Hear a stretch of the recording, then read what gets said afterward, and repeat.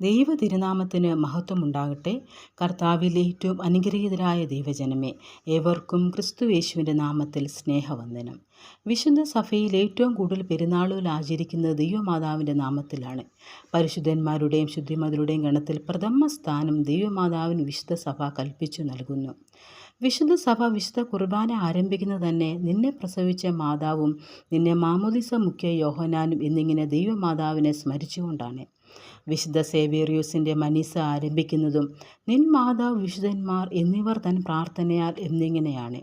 അതുപോലെ തന്നെ 4-ാം തുബ്ദേനിലും 5-ാം തുബ്ദേനിലും വിശുദ്ധ സഭ ദൈവമാതാവിനെ ഓർക്കുന്നു. ഇപ്രകാരം വിശുദ്ധ സഭയിൽ വിശുദ്ധ ദൈവമാതാവിൻ്റെ സ്ഥാനം ഉറപ്പിക്കുന്നതായി കാണാം. പ്രിയ ദൈവജനമേ, വിശുദ്ധ ദൈവമാതാവിനും നാം നൽകുന്ന ഈ അതുല്യമായ സ്ഥാനത്തിൻ്റെ അടിസ്ഥാനം എന്താണ്? വിശുദ്ധ ദൈവമാതാവിനെ ധ്യാനിക്കുന്ന ഈ ദിനങ്ങളിൽ നാം ഇത് അറിഞ്ഞിരിക്കേണ്ടത് അത്യാവശ്യമാണ്.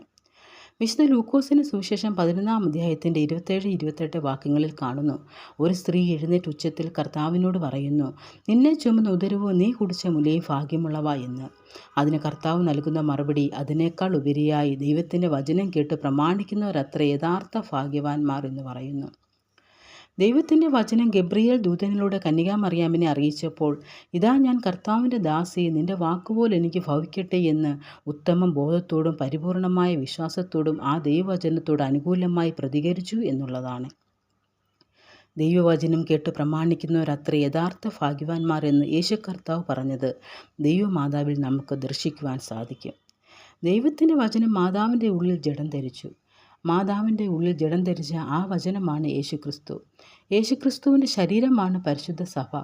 അപ്പോൾ മാതാവിൻ്റെ ഉള്ളിൽ ജഡം ധരിച്ച വചനമാണ് യേശുക്രിസ്തു. യേശുക്രിസ്തുവിൻ്റെ ശരീരമാണ് പരിശുദ്ധ സഭ.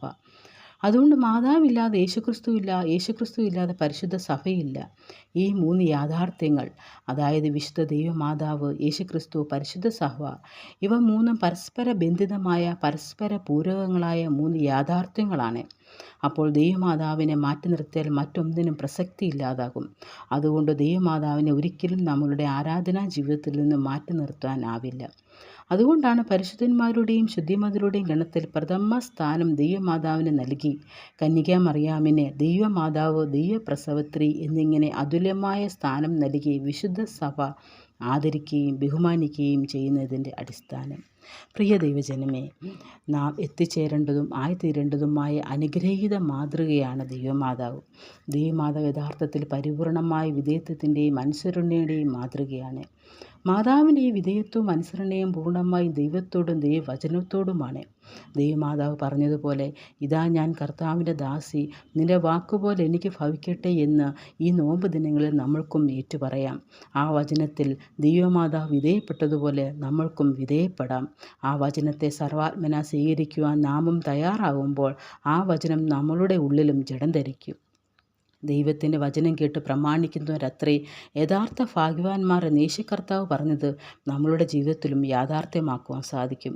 ആ ഭാഗ്യാവസ്ഥയിലേക്ക് എത്തിച്ചേരുവാനുള്ള മുഖാന്തരങ്ങളായി തീരട്ടെ ഈ നോമ്പുകളൊക്കെയും എന്ന് പ്രാർത്ഥനയോടെ ദൈവമാതാവിൽ നമ്മൾക്ക് അഭയം തേടാം. ശുദ്ധമുള്ള ശൂനോയ പെരുന്നാളിൻ്റെ എല്ലാവിധ അനുഗ്രഹവും ഏവർക്കും ഉണ്ടാകട്ടെ എന്ന് പ്രാർത്ഥിച്ചുകൊണ്ടും ദൈവമായ കർത്താവ് നമ്മെ എല്ലാവരെയും അനുഗ്രഹിക്കുമാറാകട്ടെ. ആമേൻ.